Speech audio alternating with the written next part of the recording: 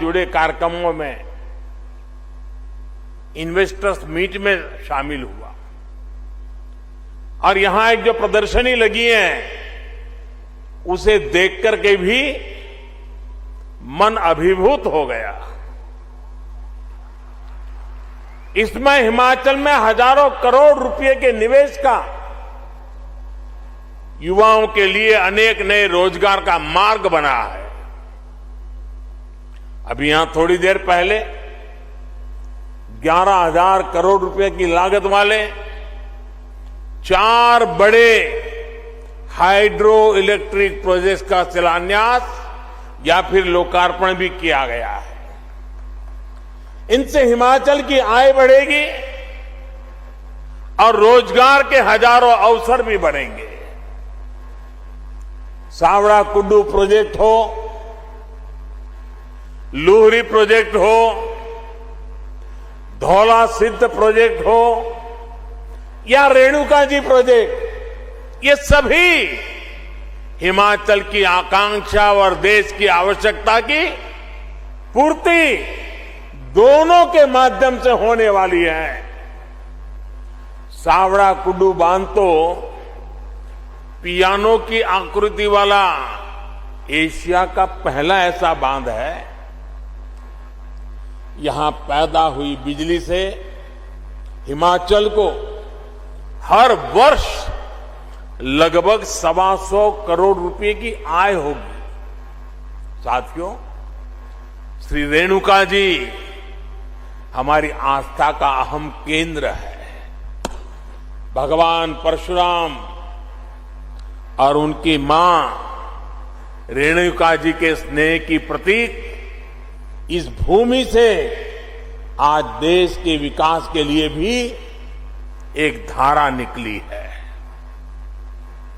गिरी नदी पर बन रही श्री रेणुका जी बांध परियोजना जब पूरी हो जाएगी तो एक बड़े क्षेत्र को इससे सीधा लाभ होगा। इस प्रोजेक्ट से जो भी आय होगी उसका भी एक बड़ा हिस्सा यहीं के विकास पर खर्च होगा।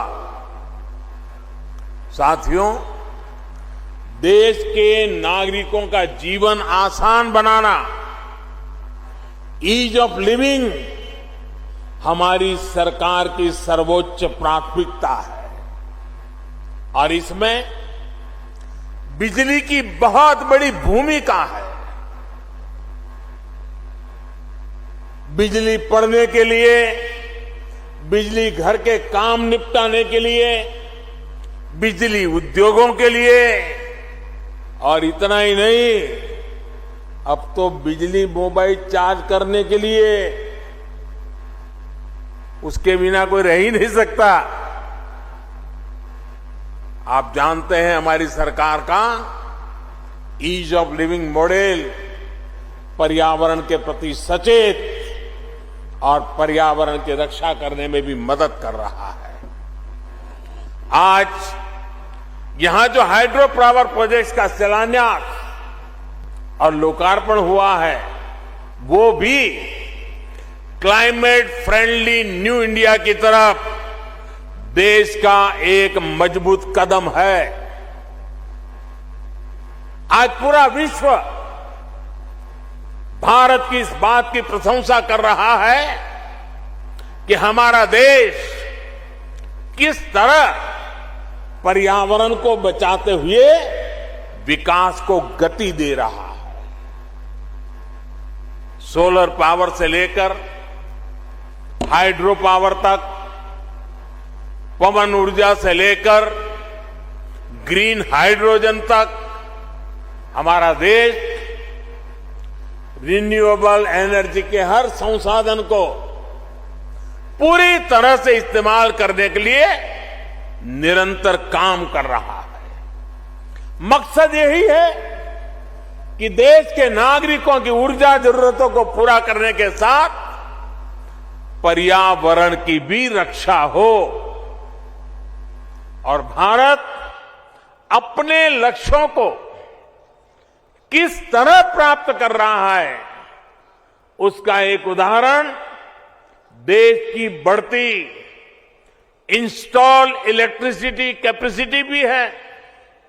साथियों, भारत ने 2016 में ये लक्ष्य रखा था कि वो साल 2030 तक अपनी इंस्टॉल इलेक्ट्रिसिटी कैपेसिटी का 40% नॉन फोसिल एनर्जी सोर्स से पूरा करेगा।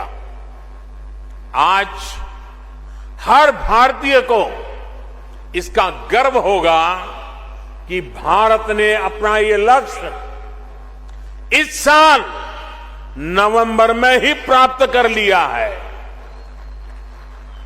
यानी जो लक्ष्य 2030 का था, भारत ने वो 2021